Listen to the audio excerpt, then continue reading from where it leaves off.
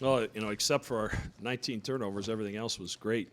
And DePaul's length and anticipation skills forces you into some mistakes, and they speed you up. And if you play into that game, sometimes they can turn you over.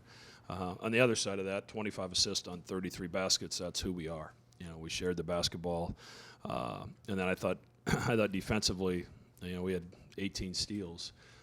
Guys' hands were active. We got on the floor even when it was a 25-point game there. Marcus is diving on the floor, and we end up getting a layup on the other end. So it just speaks to what these guys are about. I mean, the reality of it is I don't think DePaul had lost a double-figure game on the road all year long. Nobody's done this to them. So I think that speaks volume to the growth of this group of guys.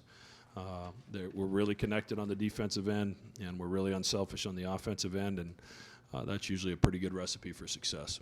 Question for the scheme happens. Mitch, what is what's going on with you guys lately? I mean, you played well all season, but this is another level right now, isn't it? Yeah, I would say so. I think Mac touched on it. Defensively, when our hands are active and when guys are hitting shots, I mean, we established that pace early in the game. Early in the game, we were a little slower than we would have liked. But then once we started getting the pace going, we knew we could score in transition. And when our defense, we had, like Max said, 18 steals. I mean, when you have a lot of live ball turnovers, with our pace and offensive threat, it can get pretty exciting. And I think that's what happened tonight. And we did a good job of just turning them over and getting in transition. What did Max say to you guys at halftime? Kind of just no letdowns. And, the first 4 minutes, especially during that TV timeout, we wanted to lock in defensively. And as soon as we locked in, and we ended up bringing the lead up, so defensively our guys really put it on them. And, that was just the way that we need to play from now on. I guess when you're in a game like that for both of you guys, when you're causing a lot of live ball turnovers and getting out and running, how much fun is it to do that, especially at home when you can feed off the crowd and the energy that you guys are providing, but also the crowd is reacting to all those transition plays? It was exciting. Everybody on the team was smiling. Everybody was getting happy. I was trying to see if Mac was going to let her smile at least, but, he was just keeping a straight face every time. But it was when we do that, the game is just fun, and it's fun for us, and, the potential for our team is very bright. Yeah, Tyshawn and I were talking on the way back here. That was probably the craziest 6 or 8 minute stretch we've had since we've been at Creighton. And when you get the crowd into it, it really helps you really elevate your game on both ends of the floor, and you just play with more intensity. I mean, hopefully you need to find that on the road too, when the crowd's against you. But when you have stuff like that and everybody and everything's just going the right way, it's pretty fun. So. Building off that, how much of it a relief is it after all these white knuckle close games down to the wire to have one like this where you can kind of, take a breather, so to speak? It's nice. Mac talked about it at halftime. Or after the game, he said if we just do what we're capable of doing on the defensive end, then the world is ours. We have to worry about what we're doing on a day-to-day basis, and when we do that, then runs like that, they can happen because we have those weapons and we have the talent to just have runs like that. When you have runs like that, it's just demoralizing to a team. So hopefully we can just continue that. You guys don't even, it's not like you even practice alley-oop lob like that where you just reacting, what, take us through sort of what's going through your mind when you see a 2-on-1 or you see DJ kind of raising his hand? It was just basically just to get the crowd hype, and we just wanted to have fun. We were building the league up, and we was getting stops on defense, so why not try to put on a show for everyone? Yeah, and this is my 3rd year with Jeff, and he is definitely a gamer.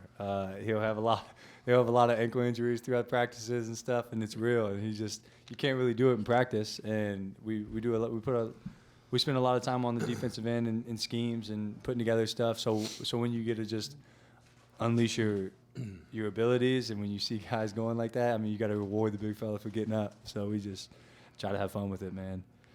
You do know I saw that behind the back pass at the top of the key. I wasn't looking away when that happened. That's why, when stuff like that happens and you get the crowd going, every once in a while you have to toss up a 35-footer, you know. so we just have fun with it, man. So I mean, when the crowd's having fun, we're having fun, and a lot of that. I mean, we play off each other. When they're having fun, we're having fun, and then if we start the energy, then they bring the energy. So it's just like it's a game within a game, and it's fun, man. What was the game plan to limit Reed and Moore and Coleman Lance to kind of keep them getting to the spots they like to get to? You know, I think we was just trying to make them earn their points and really just lock in defensively. Our guys did a great job of not allowing them inside the paint, making them fight outside, and you know, we locked in the game plan. We did what we had to do, and I just got to give credit for the bigs that was guarding both of their players. Sure. And a lot of it's like, I mean, we talk about scheme and we talk about game plan, but at the end of the day, we just have to be us and that energy intensity that Mac talks about on a day-to-day basis. We have the ability on the defensive end to make teams really struggle. Like we have to make them they have to earn their buckets. We have the ability to do that. All five of us, when we're hooked up, I mean, we're pretty scary on the defensive end, and I think that was one of those nights. And then we control what we can control. So, and we can control them making tough shots or shooting tough shots. So, and we did that. Mitch, did you get any grief on the bench when you tried that 35-foot three-pointer? I was talking to Huss, and he said Wrench called it. He said once I got the block, he saw me coming over half court, and he knew it was going up. But, I mean, obviously, if the game's maybe a three-point game, I don't shoot it. Maybe I do. I don't know, man. I might let it rip.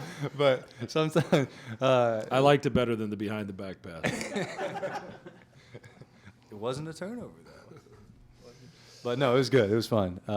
Sometimes, like I said, you just got to get a 35-footer out. Just live with the results. Mitch, how good was it to get Sharif back in the lineup after he missed a couple of games and then scores a season high for himself?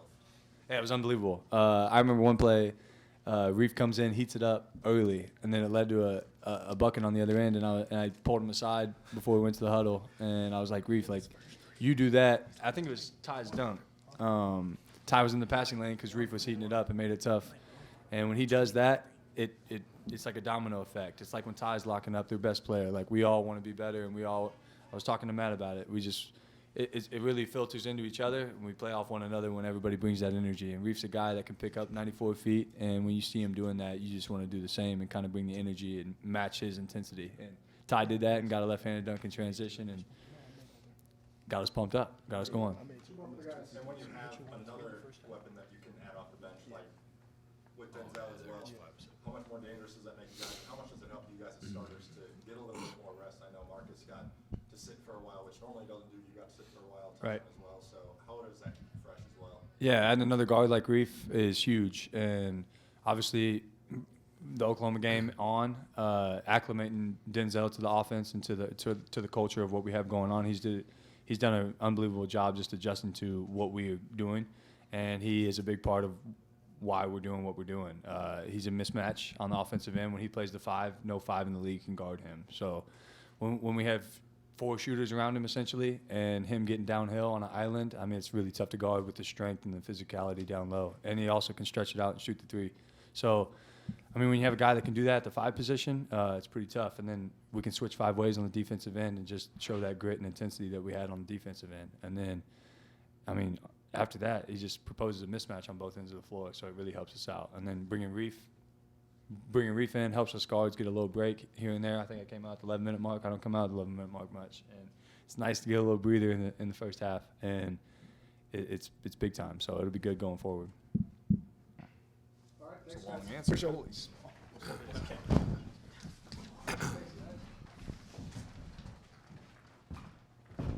Questions for Coach? Mac, just I mentioned it when we were watching it happen, but did that first 5 minutes, that second half feel like Nova-esque in terms of the barrage you put on them, Mac? I mean, it was really good. You know, I don't know how many turnovers we forced during that stretch. You know, probably not as many as I thought as I look at it. But you know, we got out and ran, and and when we get out in space, we're pretty darn good. And tonight we were able to get out and run and semi-control the offensive glass. I don't know how many second chance. They only had 4 second chance points, and they missed 20, 35 shots. So we did a good job of controlling the boards, and we still got out in transition. And in some of those live ball turnovers, obviously, we have skill, and that skill really manifests itself when you get in space. We get guys that are. It's one thing to have guys that can pass. It's another thing to have guys that can pass and are willing to pass. And we're fortunate that we have that. Mac, I'll ask you the same question I asked Mitch. How important is Sharif to this team now that he's back, and the way he performed after missing several games? Yeah, I thought he did a good job. Obviously, got in some foul trouble, and that's we got to cut that back. But just he's it's like bringing in a pitcher that throws a different speed. He just he changes things defensively with his ability on the basketball, and he's quick and can get into some seams on offense. And at the same time, he's giving them a needed break. So it's good to have him back, and obviously he impacted the game in a positive way tonight. Do you think this team has raised its level? And I guess if so, why do you think that's that? We talk about daily improvement all the time, and as you go through the course of a season, you're going to have some ebbs and flows, and I think this group is mature enough and understands what works for us. And what works for us may not work for another team, but for us to be successful, certain things have to happen. There has to be a connection on the defensive end where the right hand knows what the left hand's doing. We don't have elite rim protection, so our first line of defense has to be good. We're not guarding some guys at times, so that communication of that person who's in help is critical to making our defense work. We don't have guys that can jump to the top of the square and get rebounds, so our fundamental concepts of blocking out and creating that vacuum to rebound is necessary. And I think these guys, now that we've had success, I think they understand, okay, this is why we win. It isn't like man-on-man looking, when they get off the bus, they look like a different team than we do. But when we play the game, you still have to play basketball. And I've got a lot of guys that really understand how to play the game of basketball, and the guys that are new to this have really bought into what we're doing. So, and when you have a guy like Tyshawn, who's one of your best players, Mitch, who's one of your best players, Marcus, who's one of your best players, and they will give up an open shot to pass it to a teammate. If you're Jalen Wyndham sitting over there on the bench, what are you going to do when you go in the game? You're going to follow that lead. Greg, you mentioned a couple of weeks ago that the way that these guys kind of approach it, you've kind of formed some trust with them, and you know what to expect a lot of times. These last couple of days, it was a big win against Seton Hall. Were you curious to see how they would respond to that, or did you kind of already have an idea of what they would? I mean, we addressed it immediately after the game. You can't. It takes a lot of maturity in sport to be able to flip the page. When something good happens, it's also very difficult sometimes when you get beat. Maybe harder for coaches than players sometimes when you lose, but you have to have the maturity to understand you can be upset about a loss overnight, but when you get up the next morning, you got to start thinking about the next game. And it's not like football where you got a week in between. We've usually got a couple days to prepare, and we're going at it again. So you have to get over yourself, whether it was a good performance or a bad performance, and move on to the next. And that's been a message that's been consistently communicated to our guys from our coaching staff from the jump, and I think they bought into it. Like, everybody's not going to play perfect every night. Denzel didn't shoot the basketball great tonight from the three-point line, but he hit a huge, huge three-point shot with a game on the line the other night at Seton Hall. It's just sometimes it's going to go in, sometimes it isn't, but it can't change your preparation the next time. So, I'm pretty confident that they'll enjoy it and smile tonight and laugh and get some pats on the back, but when they show up at 3 o'clock tomorrow, they'll understand that we've turned the page and we're moving on to Marquette. Matt, where do you draw the line as a coach for the long shot that Mitch took, the behind-the-back stuff, the passes they're throwing off their back and all this stuff? Where do you draw the line as a coach between having fun and, okay, let's be disciplined? I evaluate every play on film, and when I go back and look at it, if there's something I don't like, I'll point it out and explain. And it can't just because I don't like it. There has to be a a reason for it, and that they understand, and that's teaching. So, but I watch Mitch Ballock shoot 30-footers in practice, and it's frankly not that bad a shot for us. I mean, it's not. Like, he can make it, and the threat of him making that, what that does to the defense, to think that, do I really have to go out and guard that guy out there?